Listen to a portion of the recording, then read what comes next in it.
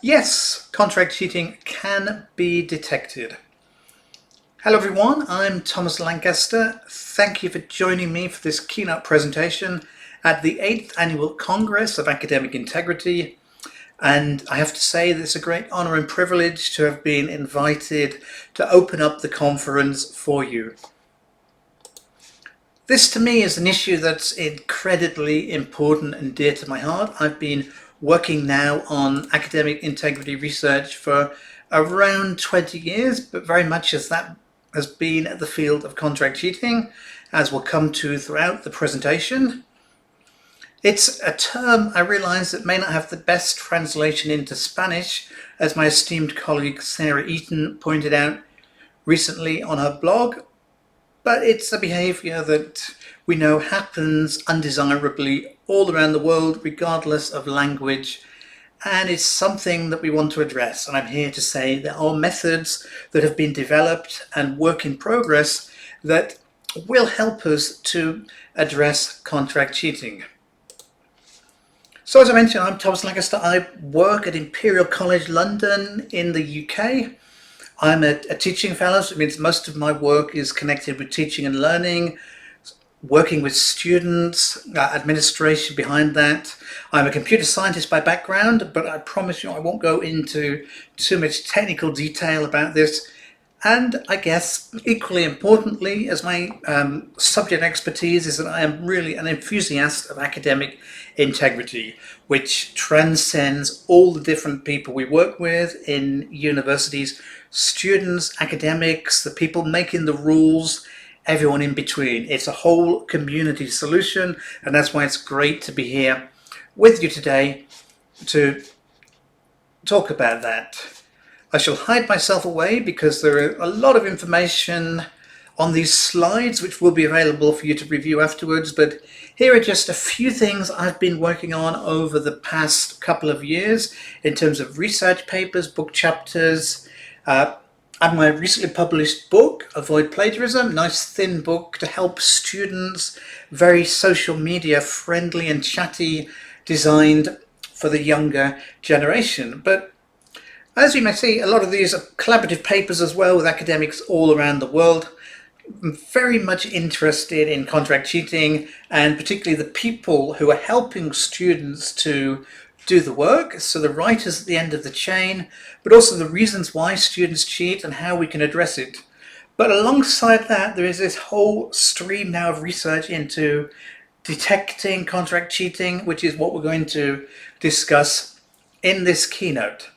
I'll give you a little bit of a background about how I got to this point. So just over 20 years ago, 1999, I was getting ready to go into my first job post-graduation as a research assistant, also working on my PhD. And you may remember, if you're old enough, all kinds of adverts and warnings like this one related to the Millennium Bug. The bug because of date problems as to how computers were put together, which was going to throw the world into chaos. Thankfully it didn't. We got through, the computer systems coped and the interventions coped. And we can make interventions and changes now just the same. But I remember starting my PhD. My PhD was looking at how to detect plagiarism using technology.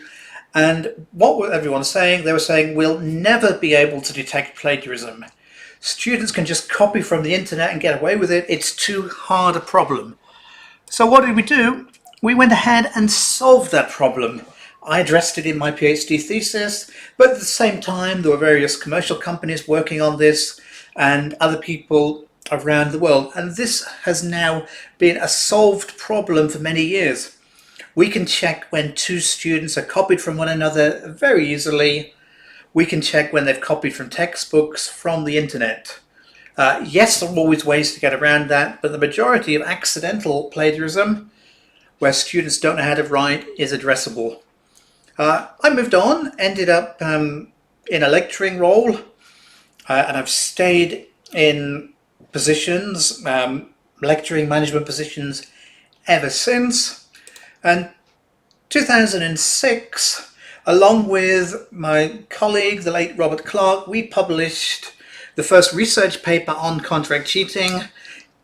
We also gave a presentation at a well-known plagiarism conference in the UK. And these are some examples of things I talked about in the presentation, the type of sites available to students to help them to cheat online. And cheathouse.com is still one of my favorite names for a cheating site. It does exactly what it said, but we saw people selling high standard dissertations and theses. We saw students putting up requests for their work there. And I'll focus in on this example here at the side, Elizabeth Hall Associates, there, where Elizabeth was advertising ghostwriting services with clients worldwide, one-off academic writing not detectable by anti-plagiarism software. And that really is where our challenge today has come from, that if a student copies work, we can detect it.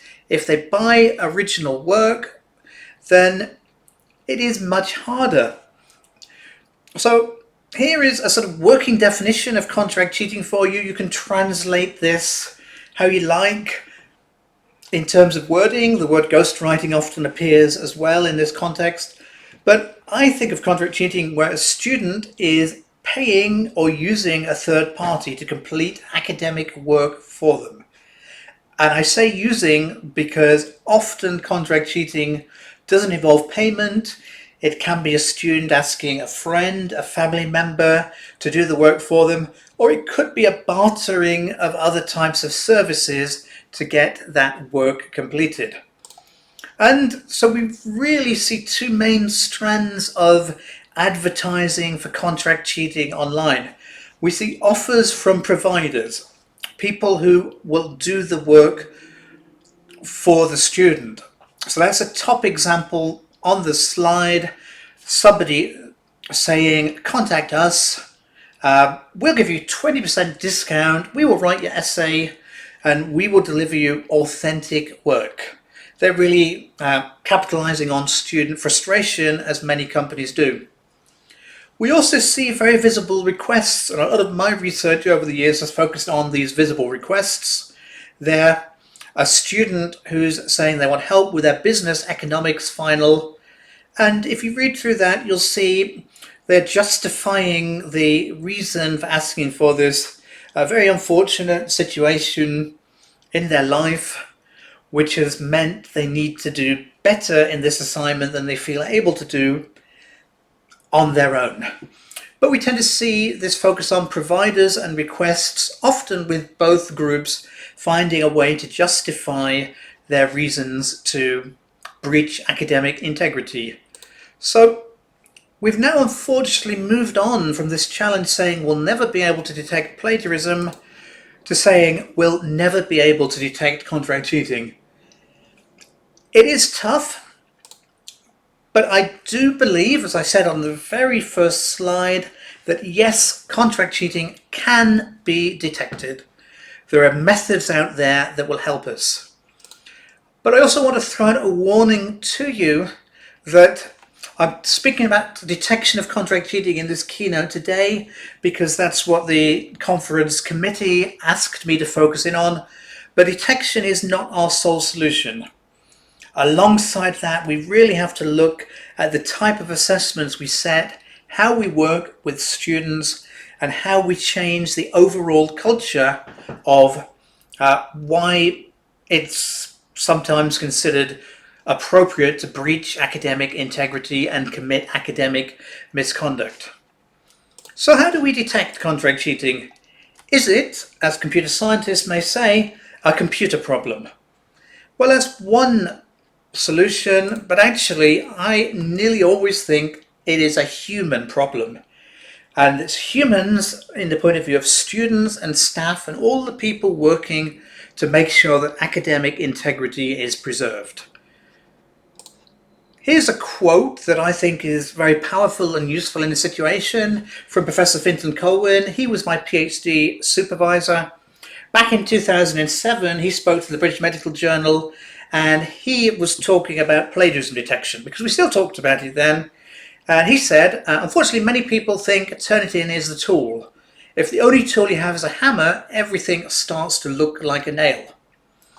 And Finton was really warning us about the over-reliance on software as a magic bullet solution to plagiarism. And so I want to send that same warning out to you today, that software can help us, but software is not the solution to contract cheating there. I also want to say that there are a lot of approaches that show promise to addressing contract cheating and helping us detect it, but many of them are still at the experimentation stage. There are researchers around the world working on this, but we don't yet have the perfect solution. We certainly don't have the perfect solution that transcends languages. So most of the work right now is going on in English. We may need a slightly different approach to address contract cheating in Spanish and other languages as well. But I'm going to share with you some now of the technical approaches that have been working and showing promise. That is often the same type of solutions that are used in other fields to verify identity. So for instance, if you're making a financial transaction, somebody has to verify you're the person online who you say you are, particularly if a large amount of money is involved and banks don't want to take a risk. The same way in that credit card companies have various ways of detecting fraud, so that if somebody has stolen your card, they can't use it.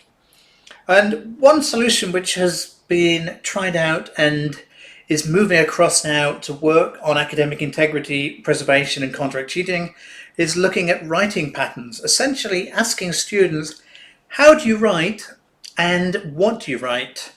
And one way of doing this is through keystroke analysis. A recent paper published just last year in 2019 really explored this, but essentially the premise behind this idea is that everyone has a unique pattern of typing. If you're working on an essay, then the chances are you'll have an idea come into your head, you'll have a burst of activity, you'll type quite quickly for a while, then you'll pause to think before you go on and write something else, and then you will go back and you will make changes and edits, often only working on a small bit of the paper at a time. And so if we were analysing keystrokes, we would expect to see that kind of pattern in student work. Whereas if a student has bought an answer and is ready, we won't see that. We'll see them copying things in. So this technique also works a bit towards plagiarism. There are other techniques we can use as well. For instance, people tend to type at a certain speed. There, I even know of people who, in another field, will look at things like how much pressure does somebody put on the keys when they're typing. I tend to be quite heavy-handed when I type and type quite quickly. Some people, I don't. So there are all these patterns in terms of typing and keystroke analysis that we can consider. Now, at the same time, we also have to think about how invasive some of these methods are. And a few years ago, there was a heavy push towards contract cheating detection technology called Slate from Wesi Khan. And his idea was that students would only type into a template. The template would set up to record all their activity, and it would note if things were copied and pasted into the template, so the student got it from another source. It would note some things like how long did they take to do this. So if all an essay was typed in 2 minutes, that seems quite ambitious, even with our best students. But it would also note where was this file accessed from. So if you'd sent your file to a writer to make the changes, as in this example, it would pick up on it. But the problem with this kind of technology, the idea is good in theory, but students often find these technologies quite invasive as to how they prefer to work. So these are all things we can learn from about thinking about the students as well and bringing them on board while we do this. A closely related area to the one I've just been talking about is stylometry. You've probably heard of this. by the way it's used. For instance, thinking about Shakespeare, there have always been a lot of questions and controversy about who actually wrote many of the plays, and was it one of his contemporaries? And that's where stylometry comes in terms of writing analysis using linguistical techniques. And this work in terms of contract cheating has been going on for a long time. This is a paper I wrote with Fintan Colwyn, my PhD supervisor, way back in 2004. We were addressing this. We also had students addressing related areas, trying to track writing style throughout a document to see if it changed somewhere, and if it did, there was a chance that the student hadn't written that section there. Now, I've been doing some more work on this over the summer, trying to get back to my technical roots as well, and also trying to update software, because unfortunately older software doesn't always run as quickly, and asking a related question: if we have two documents said to be written by the same person, have they both been written by the same person? And here is an example tracking the writing style across two documents and seeing how that changes to see if we get a similar shape of graph. And in this case, I think these graphs are fairly similar. I wrote both of these documents. These are two of my academic papers. You can see some more difficult language at the start. You can see towards the end where things like the sentence length or the readability age, as this essentially shows, drops there because that becomes the reference part of the documents, which tend to have very short sentences and a different style.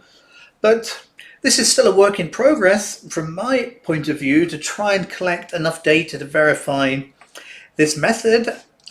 Unfortunately, around many other activities I do, but stylometrics does work in many situations. And so all we have to ask to see if contract cheating can be detected is if we have two documents said to be written by the same person, were they actually written by different people? Because that's enough to prove that contract cheating has occurred on a balance of probabilities.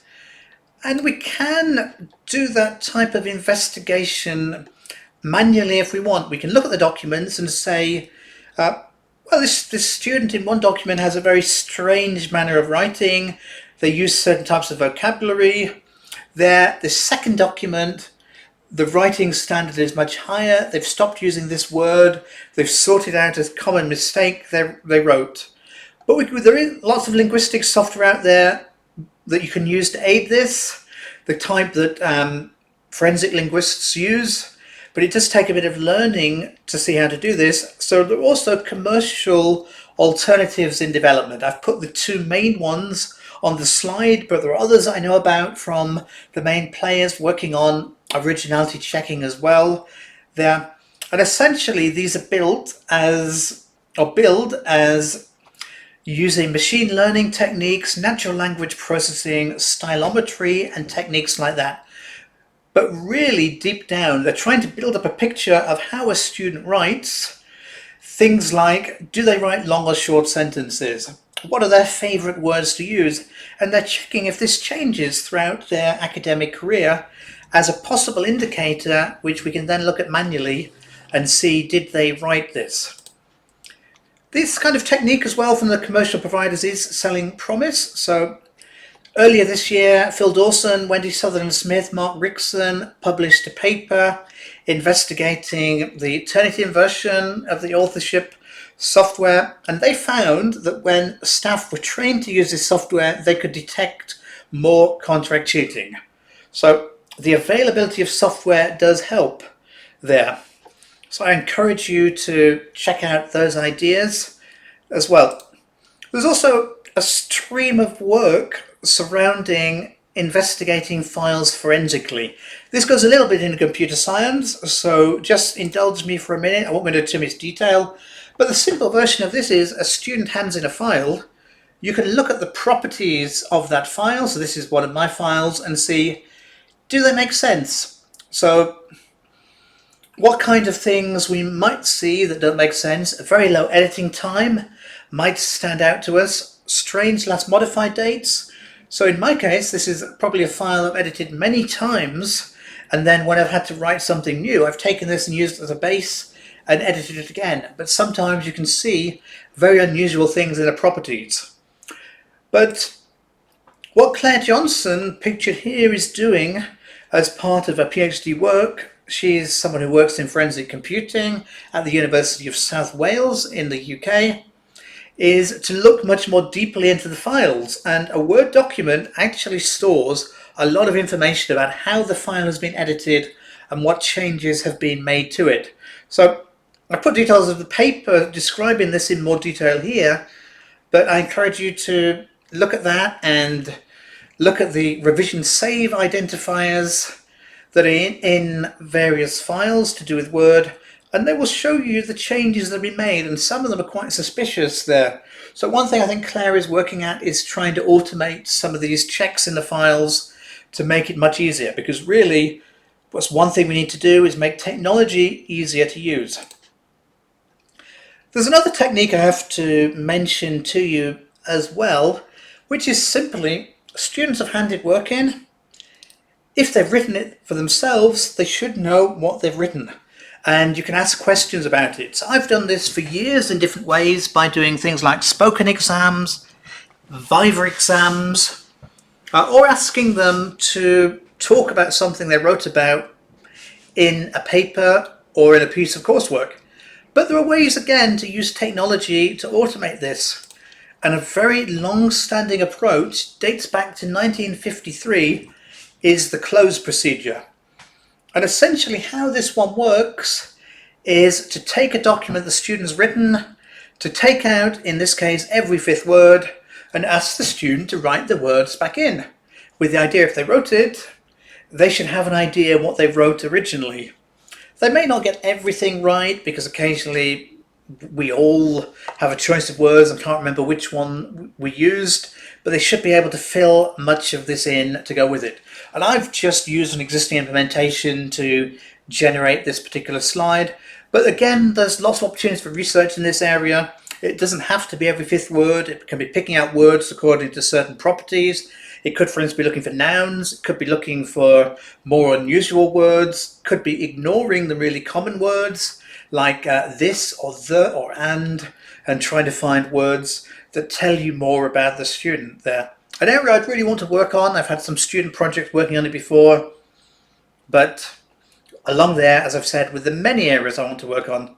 Now, there are commercial alternatives to this as well, and there is one called Slate, there, slate.inc, and you may remember earlier in the presentation I mentioned Wesi Khan, whose previous way of addressing contract cheating didn't completely work.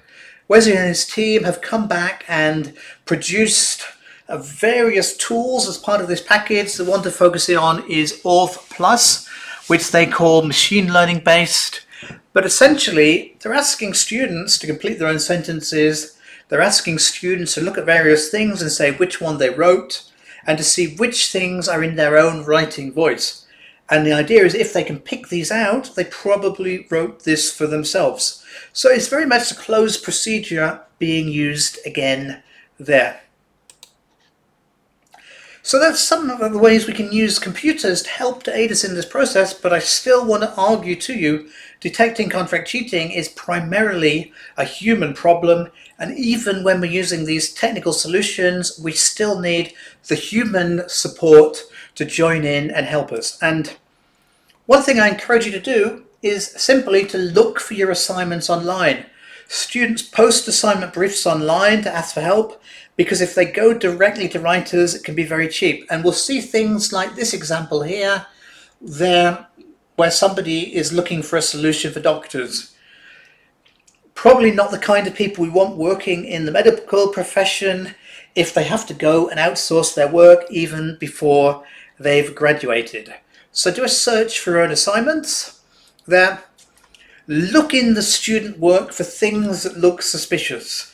And this comes back to the whole idea of training staff up to look for things that are suspicious. I've pointed out some slides from a talk I gave on this before that might be useful. But just briefly, the kind of things you might want to look for if you know the student. Is this written in their writing voice? Could they have written it? Is it written in the way that a contract cheating service writes? They often try and produce assignments as quickly as possible, which means they have a very generic writing style. If they're short of the words, they write something that doesn't necessarily mean anything but fleshes out the word count. And they repeat the same ideas, but they never get to the meat of the problem. Has a student used sources they shouldn't know about? That's a good indication that someone else is writing about this that doesn't necessarily have access to the same library and the same sources that our students might do. Now, of course, some students will go beyond the norm to seek out information, and you have to weigh this up because normally you'd like more than one indicator for a bit of confidence. There's also a problem if you do run this through plagiarism detection software, going back to the thing at the very start of the talk, or originality checking software as really I should call it. Is the originality level really low? If it's 0% there,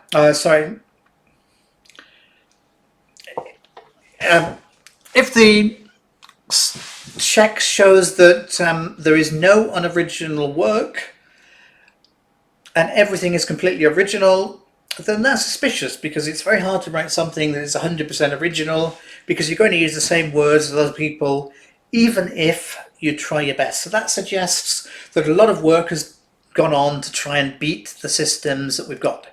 And I will point you to some better checklists than my 2-minute version here that are available. One from Northampton University in the UK that covers a lot of things to look for in the assignments. One from Texas in Australia, which is a different checklist. They cover much the same kind of area, but I encourage you to review those and to develop local language versions if that's useful to you. I think much of this unfortunately comes down to the idea we need to be suspicious when you look at student work and just say, are there any indicators that don't make sense? But at the same time, we do have to balance that with trusting our students and listening to our students, because we need the students as our academic partners to move any of these approaches forward there. So it's a balance, but this really ties back to the point I made earlier on in this keynote presentation, that detection is only one part of the solution to contract cheating. And yes, these technologies are good. Yes, they're being developed. Yes, they give us more confidence that the student has done their own work or not done their own work.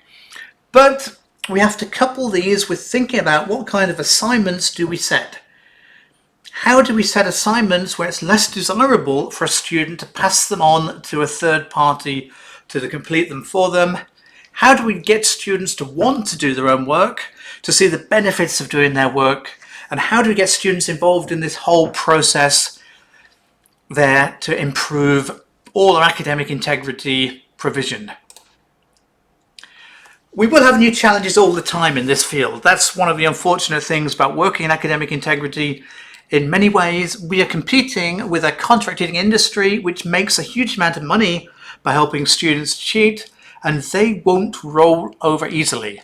So that's also why, while we can't rely solely on technology, because yes, we've got better technology to detect who wrote an assignment and to see has the right student written it. How do contract cheating providers respond?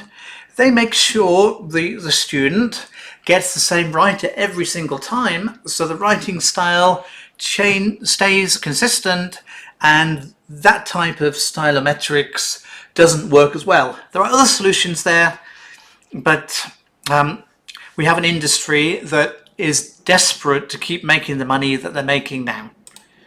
And things are changing. We are in the middle of a pandemic, and I just love this cartoon here by S.D. Stibler, a student doing an exam wearing a face mask in their exam was all the notes inside the face mask. Students will always find new ways, if they choose to breach academic integrity, and we will have more of these challenges that we need to worry about. So thank you again for joining me for this keynote. Always really happy to hear more from you and to take questions. Yes, we can detect contract cheating. No, it's not our only solution. And at this point, I shall leave you with my contact details if you want to get in contact. Do look at my slide archives. These slides are available there as well. Feel free to connect with me on social media. Feel free to talk to me on Twitter. If you found points useful today, I tend to use the hashtag #ContractCheating to discuss this area. Feel free to share things for people who couldn't make it to the conference as well. But thank you again, and do join in the discussion surrounding contract cheating and what we can do about it to promote academic integrity and to solve this big challenge.